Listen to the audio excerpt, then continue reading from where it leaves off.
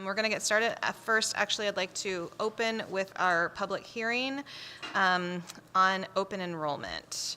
So we are beginning to, we have an open enrollment warrant on our ballot, or an article on our ballot, and in order to have that on our ballot, we have to have a public hearing, which is what we're doing right now.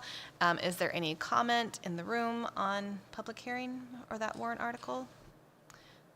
Okay, I do not see any. Is there any online? If you are online and would like to give public comment, please do so by raising your hand.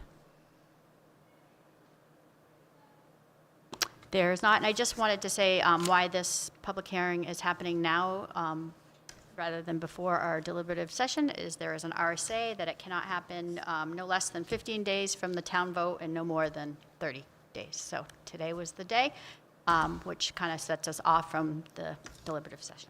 Right. Okay, so I will close the public hearing and then I will call to order the full board meeting. Please join me in the Pledge of Allegiance. I pledge allegiance to the flag of the United States of America, to the republic for which it stands, one nation, under God, indivisible, liberty and justice for all. Okay. So public comment will occur during the public comment portion of the meeting and is done by raising your hand, either remotely or in person. Once acknowledged, please state your name and ward so it can be included in the minutes. Please limit your time to 3 minutes. Public comment is governed by policy BEDH. Are there any additions or deletions from the agenda? There's not. Okay. So we will open up the public comment. Is there any public comment in the room? Seeing none, is there any public comment online? If you're online and wish to participate in public comment, please do so by raising your hand. There is no public comment online. Okay, we'll open it back up at the end. So that brings us to our student report. Hi. So for council, we had 2 visitors these past 2 weeks. I might get her last name wrong, but Nikki Rehume is a librarian at the Lebanon Public Library, and she came to talk to us about opening social media and incorporating it back into the library for the younger generation. According to her, they got rid of it during the pandemic, and they wanted to bring it back for more outreach stuff to the younger generation. So we just talked about the best resources to do that for the library, and I think we ended on deciding for her to create an Instagram, and we will continue working with her on helping her with ideas for posting. And then Julie Stockwell from the Student Wellness Advisory Committee came to talk to us about student wellness initiatives that she's trying to run. She talked about Flex Farm to the council, which I didn't know about. So if you don't, it is it's like a company that will help us produce our own vegetables for our school lunches, and we are working to get that out, like info out to the student body, so we can have our own students help grow the food as well. She also wanted help creating interest groups from the council on the 11 wellness modules to give feedback on certain aspects of school from a perspective of the students on things that maybe might need improvement to improve the wellness of my fellow students. And she also is going to help us with the Walk as One, the busing situation. I know I've mentioned it before, but quite a while ago, the Walk as One is the Lebanon and Hanover walk that we are doing in April at the end of our spring break to bring together the 2 schools and raise money for the JED Foundation and the Busy Head Foundation, which are both youth mental health organizations. And so we determined our route will start in Sagem Fields and then end in the Garapay Fields next to the Hanover Police Department. And so we reached out to the Hanover Police Department with our fellow Hanover students, and they said they helped us find we need to get a permit for the Garapay fields, but it sounds like we'll be able to do that easily. And they are willing to close off the roads that will lead through those paths since they're not too busy, and we were able to find a way to work it. But our only issue is we need bus to get people. They will park near the Hanover Police Department and be bused to the start at Sachem Fields, where then they will either walk or run back to Garapay Fields, where we'll have our local businesses doing their vendors there, and hopefully some live music. We are working on trying to get Noah Kahn to come by donating to the Busy Head Foundation, which is his mental health foundation, and we are in contact with him currently.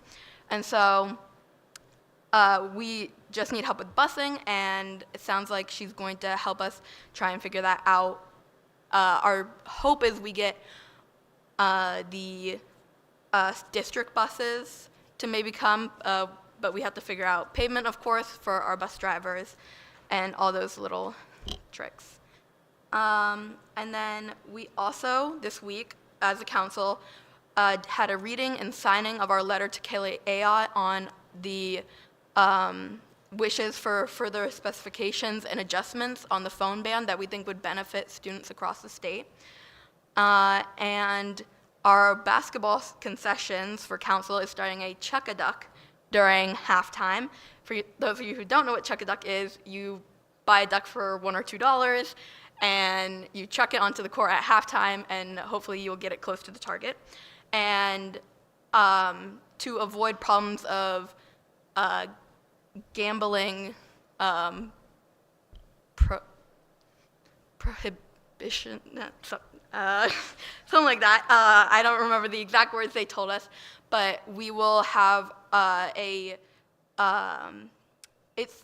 believe it is a company called Cartwheel donating gift cards to us.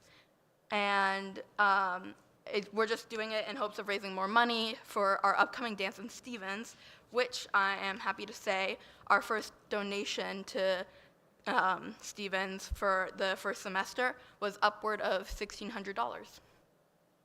And that's all for today. Great, thank you. That's a lot. Does anybody have any questions or clarifications? Go ahead. Thanks, Veronica. If Noah's too busy, Brooks Hubbard is also a really good local musician, and he might do it. Thank you so much. That's great. I'll keep that in mind. I'll talk to my fellow mates. Okay, great. Good. Carrie is online. Carrie, do you have any questions for Veronica? I do. Veronica, you and I should talk because I actually have a connection with Noah and his Busy Head project. So let's touch base. Lily has my phone number, Estes. Okay.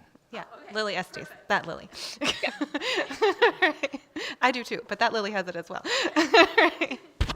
Great. Thank you, Carrie. Thank you very much, Veronica. Appreciate it. Okay, we are going to go on to correspondence.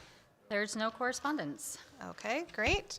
That moves us to the consent agenda.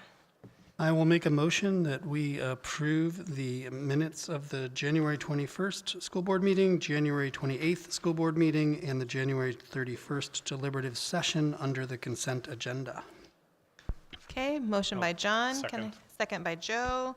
Any corrections? The only thing I saw was on the January 21st meeting minutes on page 2 under 2B. There's a that, and I think it should be a than. Otherwise, looks great. Thank you as always. Anything else for anybody else? No? Okay, so we have to do roll call votes because Carrie is online. So Kevin? Yes. Jessica? Abstain. Ash? Yes. Tia? Yes. John? Yes. I'm a yes. Joe? Yes. Layla? Yes. Carrie? Yes. Okay, great, thank you. Right.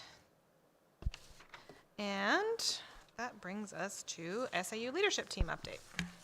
I have a brief update tonight just on open enrollment. As you were aware, last week, the hearing for open enrollment with the House of Representatives was postponed. There is some language that potentially it could be brought to a vote tomorrow. There's lots of communication that it may not be and being sent to conference on committee. So we have sent letters to our representative and our governor, and Chair Mon can expand some of the work that's been going on, I think, with the school boards across the state. Right, so a couple of school board members from Conval and from Dover and I got together and wrote a letter. I sent you all that list, an open letter suggesting concern about this open enrollment bill as amended, and we sent it out to school boards and to district administrators, and to date we have over 600 signatures, and we've gotten specific superintendents, about 30 of them, to write even more detailed letters to talk about specific effects of this in their districts. So we believe that that was one of the reasons why this was not brought to a vote last week, so we're pleased with that. The main writer just got contacted by the governor today, governor's office today, actually, and she said that the governor shares our concerns. She wants to see how the bill looks when it's amended. We'll see what happens. We're not sure when that's going to occur, but we may still have to move quickly when it happens to sort of talk about whether it will still be useful for us. But it's good news that it got delayed. It'll be even better news if it's delayed again tomorrow, and we'll wait and see. Thank you all for signing, those of you who did signing the letter.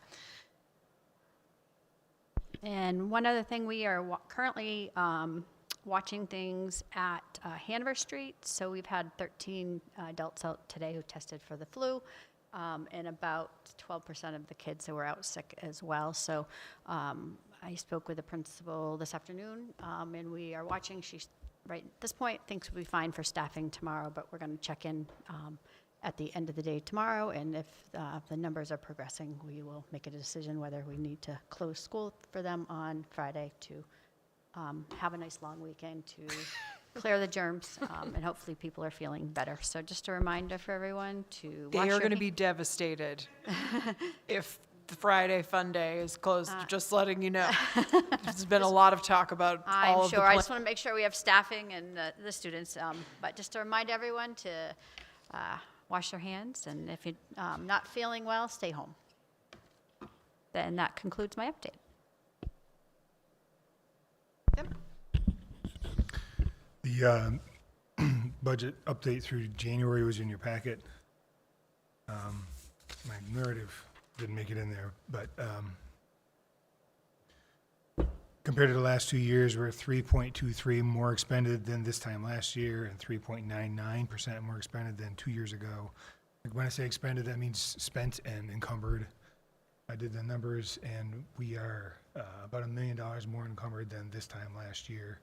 And I'd say probably the biggest driver of that, again, is that we cut off new purchase orders at the end of January, so everybody got their stuff in for the rest of the year 2 months early.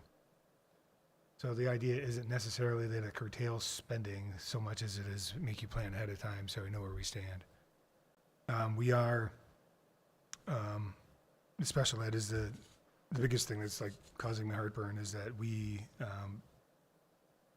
I'm meeting monthly with Ben and Sarah, and I'm pretty sure, like 95% sure, I'm gonna ask you for a public hearing to access special ed capital reserve fund.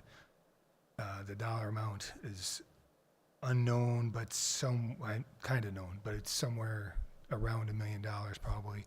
If you look at the bottom of this report, it says that we are $96,000 overspent on special ed tuition, but that's deceptive because we need more money for special ed tuition, so we can't encumber what we need. We have at least $500,000 in tuition bills that came about after budget, and that's not encumbered because there's no money in the budget to encumber it. So the only thing I'm waiting for is to see if now that POs are closed, and maybe we can move some money around so we don't need the full amount.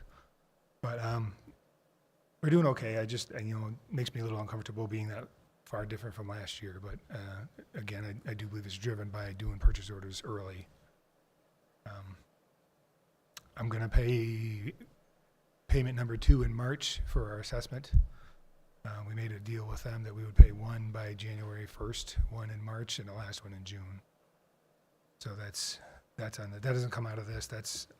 I adjust the budget up to use our contingency fund for that, so it doesn't affect this fund balance number. Any other questions, or any questions at all?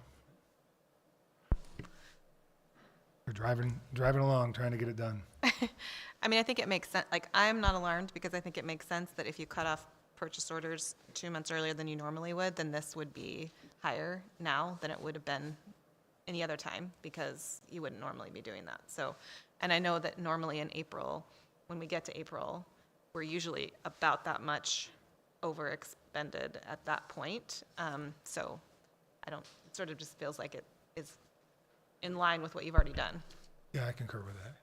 So we'll see, if I see a huge uptick and stuff in February, that might be something different. But really, right now, I shouldn't see the fund balance drop too much, because it's going to move from reserve encumbered to spent. Okay. Any other questions? All right. Thank you very much. Okay. That leads us to unfinished business, which is the second reading of policy EEAA, video and audio surveillance on school property. Does anyone have any comments on policy EEAA? Okay, then I move that we approve policy EEAA. All right. Okay, motion by Ash, second by Joe. Any additional commentary on that? No. Okay, we're going to do a roll call vote on this. Kevin? Yes. Jessica? Yes. Ash? Yes. Tia? Yes. John? Yes. I'm a yes. Joe? Yes. Layla? Yes. Carrie? Yes. Great, thank you all very much. Okay, that moves us to new business, which is approval of new co-curriculars at LMS. And we have a request from LMS Wrestling and LMS Nordic.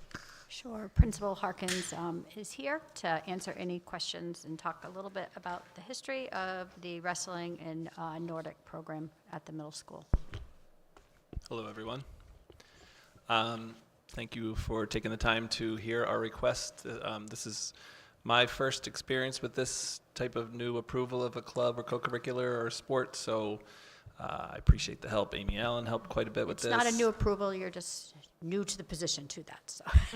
This is the board policy that it needs Yes, to I don't know what I just said, Just want to but be clear for the community. I appreciate the It's clarification. not a new process. That we're My first time through this process. There you go. Thank you. Sorry. Lots of help from a lot of people continuing on here. You have all the information in front of you there. The policy states that an activity needs to be in existence for at least 3 years with a minimal participation, and all of those numbers for, should we go one by one? How would we like to do this? Let's talk wrestling first, Okay. and then, because that's first in our packet, and then Nordic. Great, thank you. So it's been around for 4 years now. This is its 4th year, 16, 8, 12, and 14 participants. And the students that participate obviously really enjoy it, which is why they choose to participate in it. We found it to be a great motivating factor as we keep an eye, as we do with any club or co-curricular thing, on grades and things like that, to keep students motivated to maintain participation in the sport. And we would like it to continue. And we really kind of celebrate, just as a general statement, the amount of activities we have going on here, which continues to grow. We have more and more people willing to take on doing a new club. There's a long list of them, but we would like to just catch as many students as we can that otherwise wouldn't have the chance to participate in these types of activities, and keep them, active physically and whatever other, engaging with other folks as much as we can. So. Thank you. This is why we're here. I did speak with the varsity coach at the high school, who was really excited and thankful for this program there. And I think I mentioned before, our wrestler at the high school did get his 100th win last week, which was really exciting. And we probably will see him in the state tournament, so.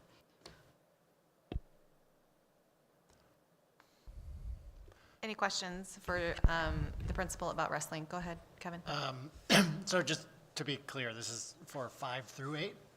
Is that right? It is available for 5 through 8, yeah. 5 through 8. And then travel. Travel is included in like funding? Is that not? Travel, what's been going on right now is the students do use a bus. The Chris Bahara is the coach, and he has his CDL, so he's been driving the bus, which would continue at least into next year, but I don't, we do not have that budget for next year, so that would need to be a consideration in, future years. I don't know what travel costs generally are for For something the like drivers, yeah. So for next year, with the intention the coach will continue. That's the intent for next year, And yes. that we've already been providing the busing for this. And do sometimes they go to the same meets as the high school team? They do, and they have combined at times, and when necessary, then the coach will drive them. Okay. I don't know who knows him, but he is very enthusiastic about wrestling. If you ever talk to him, he's really he is a wrestling coach. And then in the coach stipends, these are already in the stipends, the union negotiated stipends that have already. Correct. Okay. That does not That doesn't change. touch our budget. Yeah, that doesn't change any budget numbers anywhere. Tim could speak better to this than I can, but that's like a set amount of money that then gets divided up amongst the folks that are getting stipends. Is that fair to say? Yes, the amount of the stipend across the district grows by the percent increase of the LEA contract every year.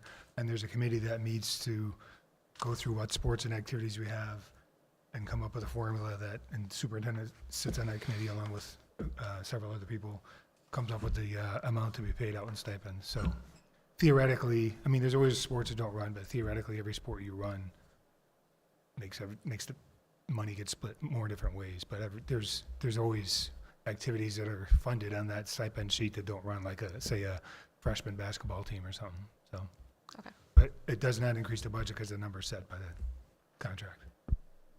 Good. My understanding, Tom, is that the other sports are 7th and 8th grade at the middle school, so will this be the only 5th through 8th grade sport? I asked that question and Nordic is also 5th through 8th. Nordic is the Nordic other is one. also the next one. So both of these sports would be 5 through 8 That is correct, yes. versus the other sports. Is there an interest in changing that in the future, or how will that be? The other sports, to moving them down to like 5, 6? Yeah. There's not from me, I don't know, there's an interest out there, but that's not what we're proposing or suggesting or anything like that. I think a big difference between this sport or these two sports and some of the other sports that are offered here is that there's other opportunities for students to take those sports up through 6th grade, whereas there is no 5-6 Leb Rec wrestling, there's no 5-6 Leb Rec Nordic ski. So that's the differentiation that I asked the same question, and I can't remember who told me that, but it made sense to me. Okay. And then I just have a question. This is like a policy procedure question for everyone. So generally speaking, this is the same process that everyone would go through if they want to move from being a club to being in this case, a sport, right? And for a co-curricular activity to move from being a club, it means that they would then be getting additional kinds of funding because they're no longer a club, they become a co-curricular. Is that correct? Yeah, that sounds right to me. Yeah. Some of our co-curriculars, the only funding needed is a stipend, and like chess club or D&D club, there's not like transportation. It just meets after school here. There's no transportation, there's no supplies or anything like that. Maybe snacks or something, but.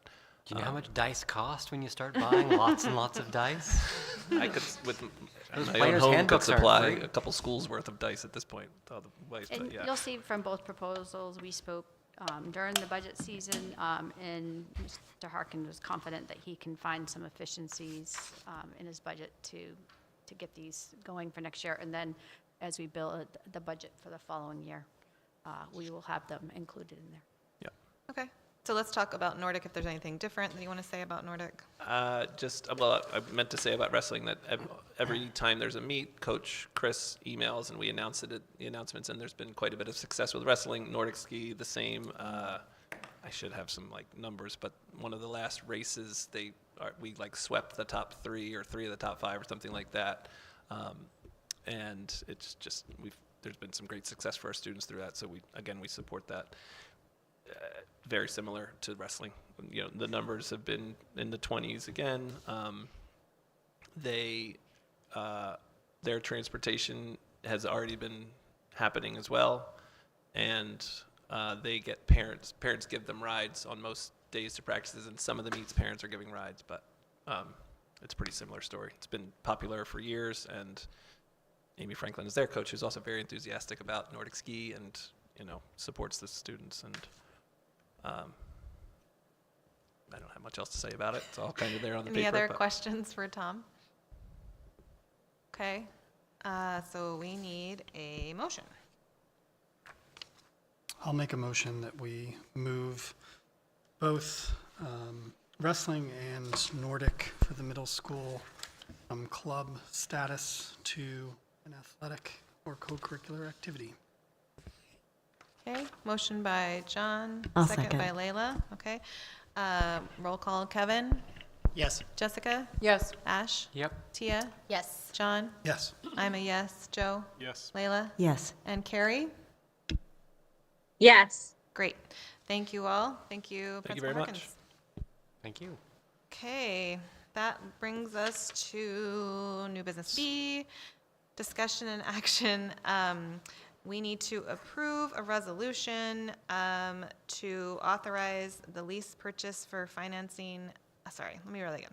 Resolution to authorize $276,256 of lease purchase financing for 2 school buses at district facilities. Do you want to tell us a little bit more about that, Tim? Yes. So you did this a few months ago in the budget that's in the 25-26 year. You approved 2 bus leases. Also, at the end of last year, you approved 2 bus leases and end of year money, these buses. Because the budget was passed in March, we got right on it and ordered those buses. So we didn't order these buses until after you approved the year-end list. So that's why they're like 2 months behind. So these buses are here. This is the total cost for both those buses. The lease payment is $60,800 a year. You approved $60,000, so $800. But that was. So anyway, the lease payment every year is $60,000. This is an agreement drawn up by the attorney, which is required once you hit above $100,000, which now buses are above $100,000. So what needs to be read is the motion, and then the attorney has already looked at all the documents from the leasing company and gave us a blessing, which is why he gave me this resolution. So if someone could read it into the record and you can make a motion on it, I'd love it. Thank you. I'll make a motion that the resolution entitled Resolution to Authorize $276,256 of lease purchase financing of 2 school buses at district facilities be approved in form presented to this meeting, and that an attested copy of said resolution be included with the minutes of this meeting. I'll second that. Okay, motion by John, second by Ash, and the motion language is in the packet, Kamala. That's a lot. Any questions about this? Comments for Tim? Okay, Kevin, Yes. Jessica, Yes. Ash, Yes. Tia, Yes. John, Yes. I'm a yes, Joe, Yes. Layla, Yes. and Carrie. Yes. Okay, great, thank you. Okay, that moves us on to discussion and action donation of $15,000 from the Jack and Dorothy Byrne Foundation for art room supplies. Do we have additional information on this? We do.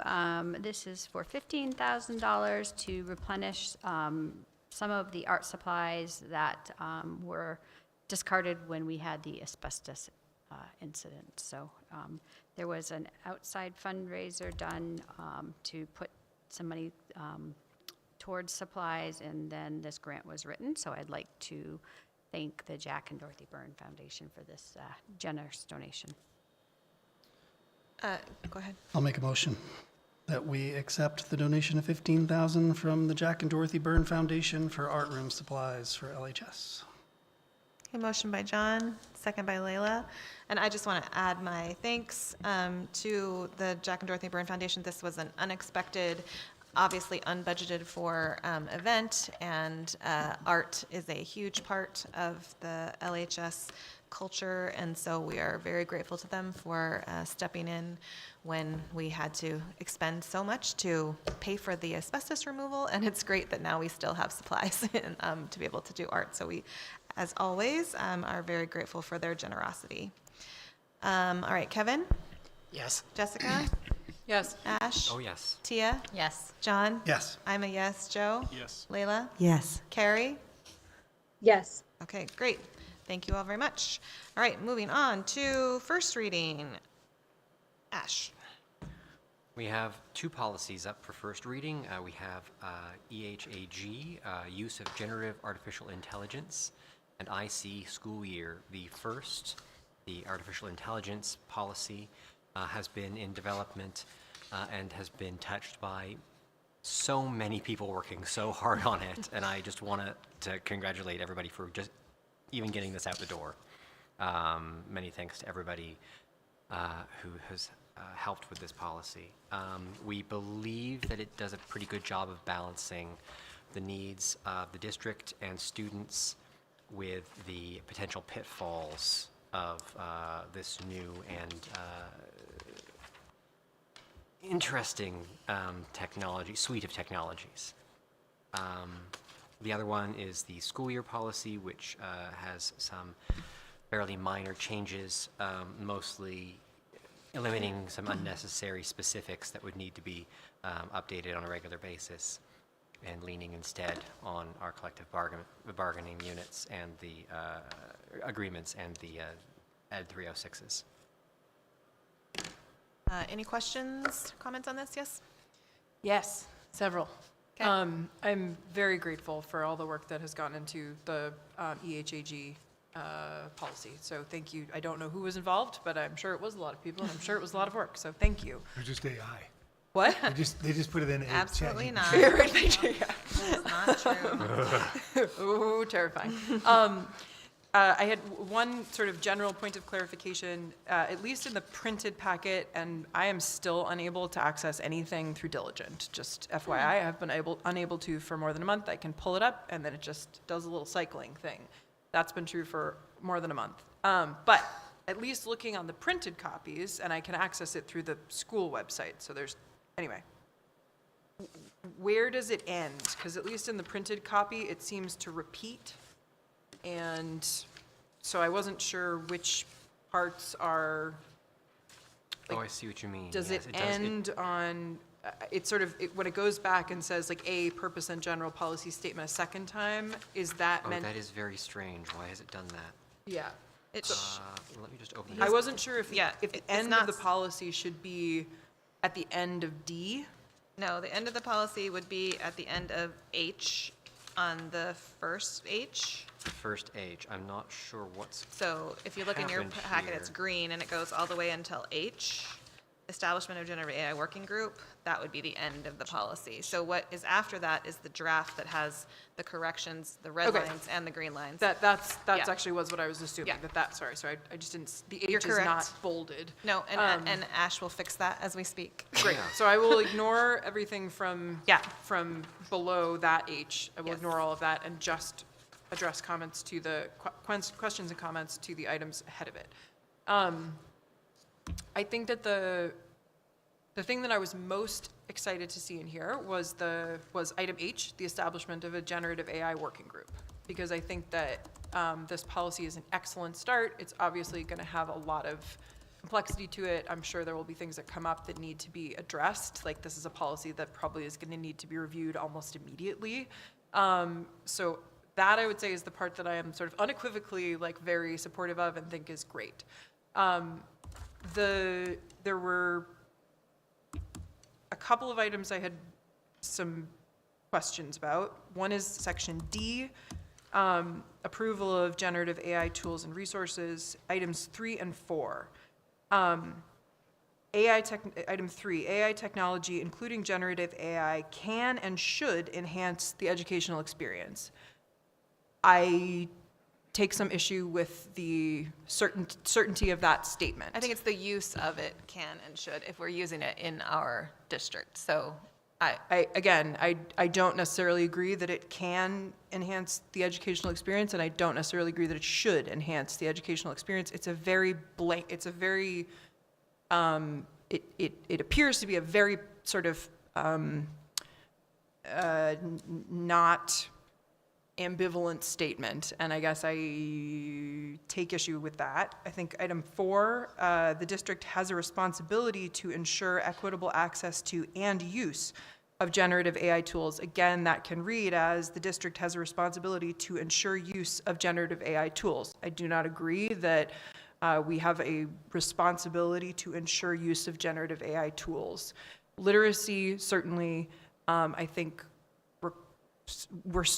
and I think most of this policy, I would say, reads that way to me, that it reads as a sort of, this is a thing people need to be literate in, it's part of the world we live in, like that's how most of it reads. There are a few items, those two in particular, which to me call out, sound different. Then in educator responsibilities, and again, I think there may be some, I think just structurally, I don't know if we want those to be different sections under responsibilities. It's like educator responsibilities, student responsibilities. Those don't have subsections, and I think probably they're intended to because of the way that they're formatted. I think they are too. There's some formatting issues going on. So I'm just not a criticism, just calling it out as we're looking at it. So under educator responsibilities in section E, one of the items is teachers may not enter any student data into AI tools unless the vendor has a signed data privacy agreement with the district. This includes student names, contact information, or any combination of information that could reasonably be considered personally identifiable information. One of the things that I just would call out is that I know there's all the kerfuffle around photos and recordings and everything else right now. Anytime photos and videos are uploaded to social media, those can be scraped and are being scraped for AI tool use. So I would say that if we are calling out that teachers can't enter student data into AI tools, which I think we should be saying that, we may need to want to have some clarity around photos and videos and social media use, which is distinct from which is possibly distinct from website use. This is something that I'm sure that We do have a social media policy that talks exactly about that. that calls out specifically not being able to upload things. Yeah. Because Especially photos of students. because the certain of it. policy that the permission form that we've just asked people to sign actually calls out, do you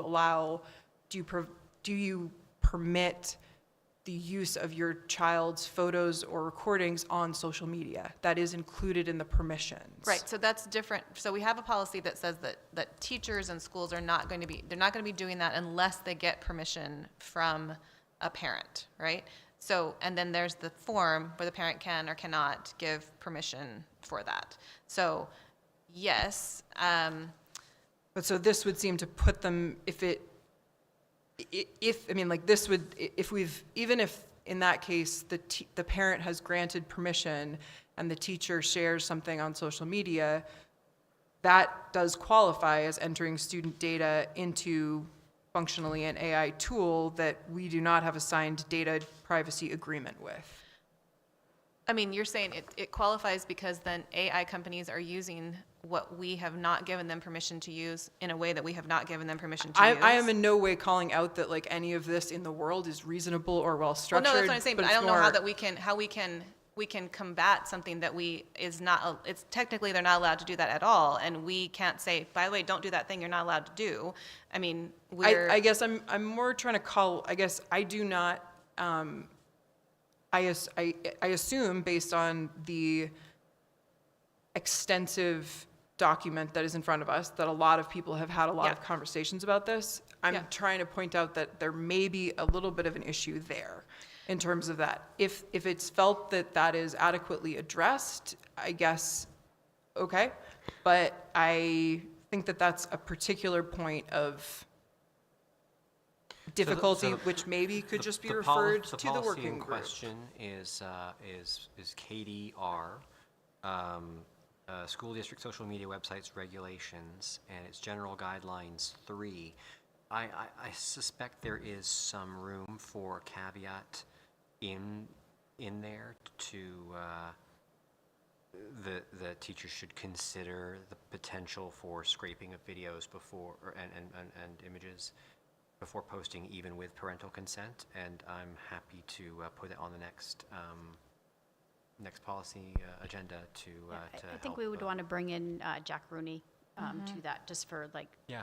our website, because he, especially the school's Facebook page and the district's Facebook page. Yeah. We ensure that we have permission, but as Chairman had said, it's going to be very difficult to Yeah, I'm put just, those guardrails in. And I know we had spoken before, especially on the student use, we will be presenting a deep fake policy. yeah, we that should we will- should look at the terms and conditions of any social media pages we use. Yes. To see We can do that. if by having an account it allows them to scrape the images and use them in AI. Strong agreement there.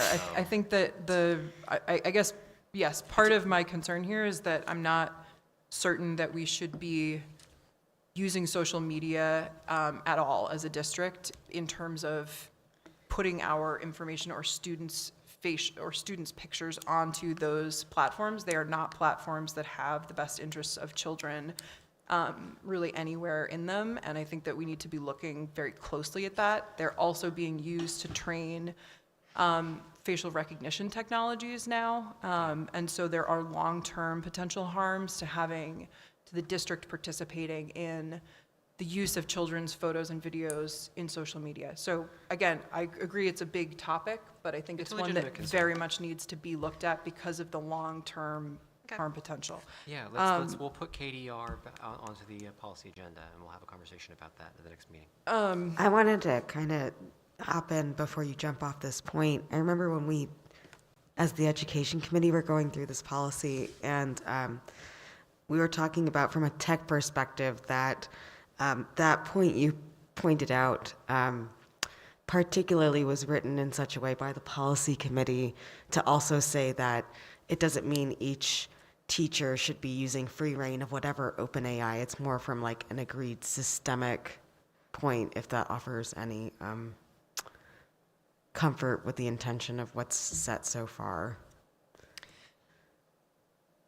That's not from a social media standpoint, just from like, if we're using The AI tool. an AI tool, it's an agreed upon what's within the district, not just by whatever preference. And I think part of the issue is that the lines between AI tools and social media has become kind of non-existent. And so I think that those are increasingly the same thing. And so I think that needs to sort of be looked at like, we're not just talking about like a tool like ChatGPT where you go in and use it and do a thing with it. When you put things onto social media, it is now fully integrated with AI in a way that you do not control. That's a great point. And so I think that like the line between those things is no longer clear. So again, I say this not out of a sense of criticism for the work that has been done so far. I think this is incredible, and I think that there's a lot happening very rapidly, and so I'm sort of calling out the few points I did because those are the parts I think we may want to be a little bit more.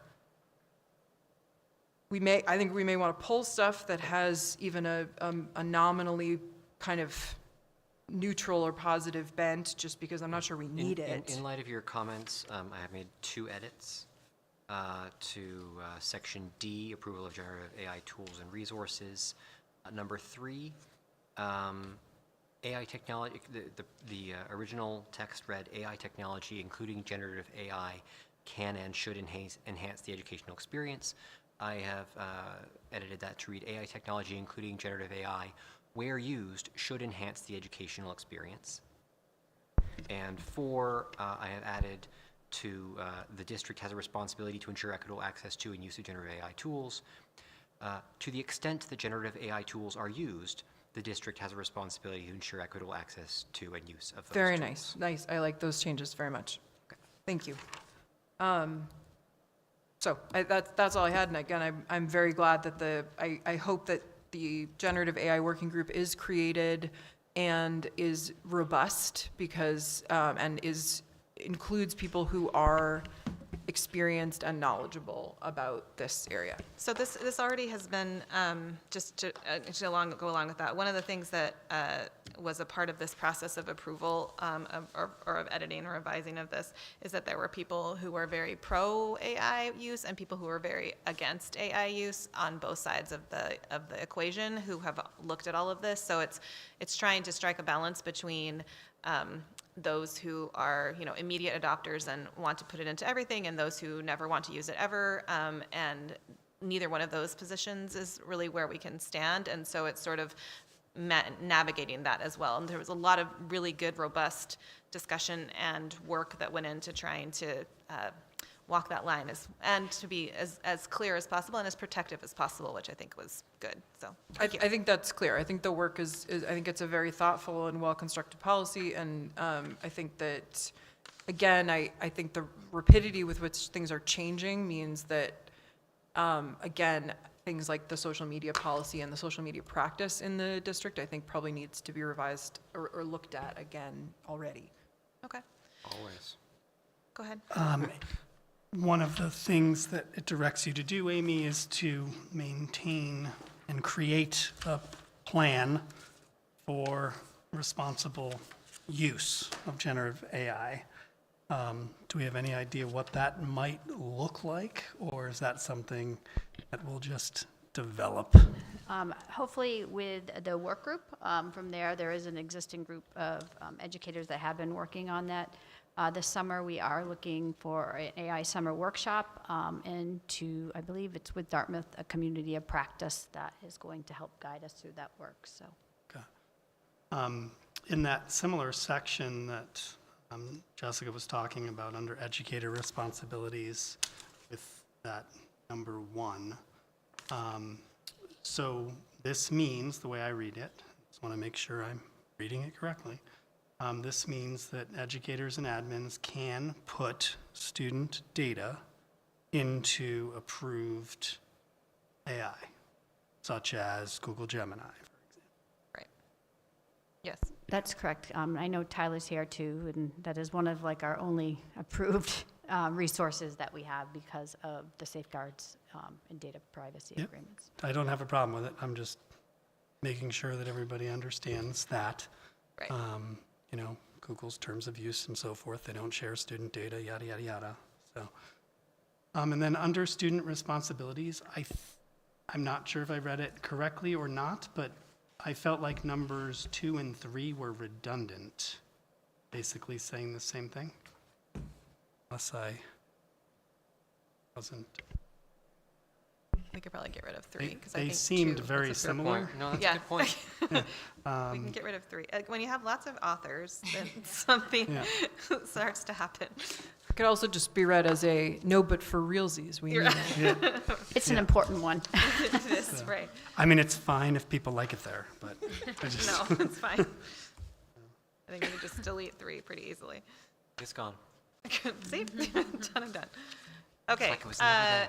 any questions while we're talking about it on IC, which is the school year and school calendar? I think that policy looks great. Thank you, Policy Committee, for making some of those changes. It reads better, and I think it is something we won't have to change as much in the future, right? Oh, I enjoy making less work for myself in the future, I promise. Okay, great. So then we need a motion. Okay, I move that we move EHAG and IC forward as amended in the case of EHAG to the which meeting? Is it going to be ready to move tonight? Yeah. Is Yeah. the edits have already changed? I've already Then we made the can put edits. them on the February 18th, and you'll have it in tomorrow by 1 o'clock. February Okay. 18th. To the February 18th meeting for second reading. I'll second. Okay, Kevin, Yes. Jessica, Yes. Ash, Yes. Tia, Yes. John, Yes. I'm a yes, Joe, Yes. Layla, Yes. Carrie. Yes. Okay. All right, great. Thank you. Okay, so I'm going to reopen for public comment. Is there any public comment in the room? Seeing none, is there any online? If you are online and wish to participate in public comment, please do so by raising your hand. Okay. I'm going to go to committee updates. Finance and Facilities, next meeting is TBD.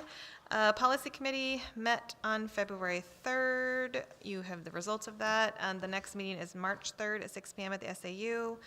Education Committee, next meeting is March 5th at 12 p.m. at the SAU. PNN, Personnel and Negotiations, the next meeting is to be determined.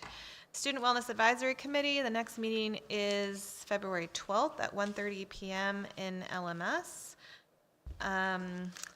HACTC, the next meeting is March 18th at 12 p.m. at HACTC.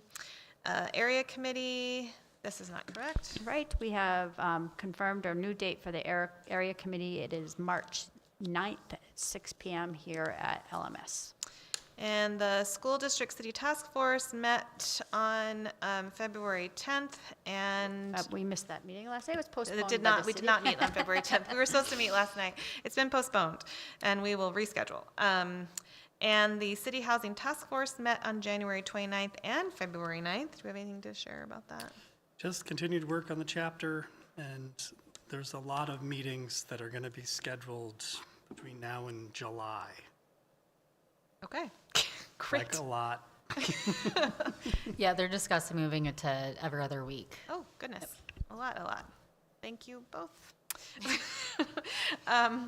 Okay, future agenda items, board member recommendations or questions. So next week, right, we're having our strategic plan mid-year review. So just so you know, that's happening next week. I will, as I said, hopefully have that agenda with the backup document to you by 1 tomorrow.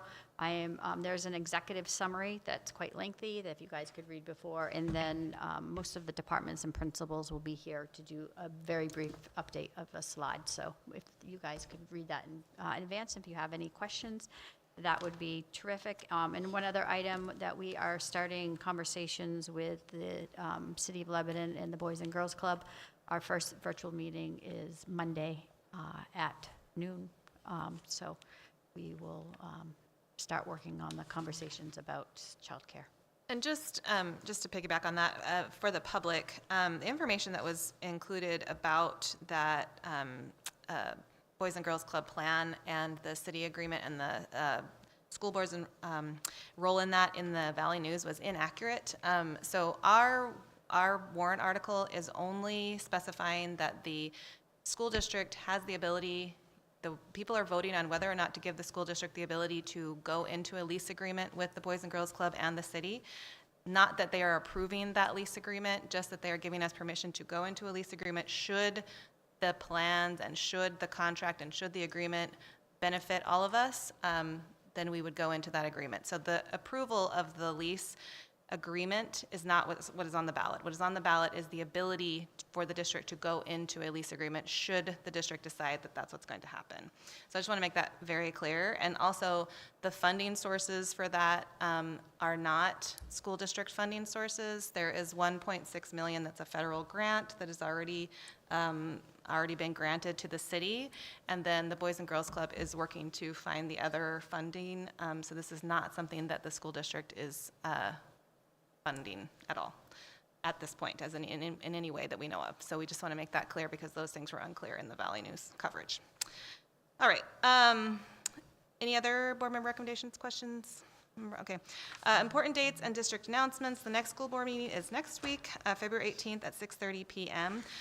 Just for those of you who are at home and for people in the room, we are going to go into a non-public session, but when we come back, all we will be doing is closing the meeting. So just want to let everyone know that that's what's happening, but we need a motion to go into non-public.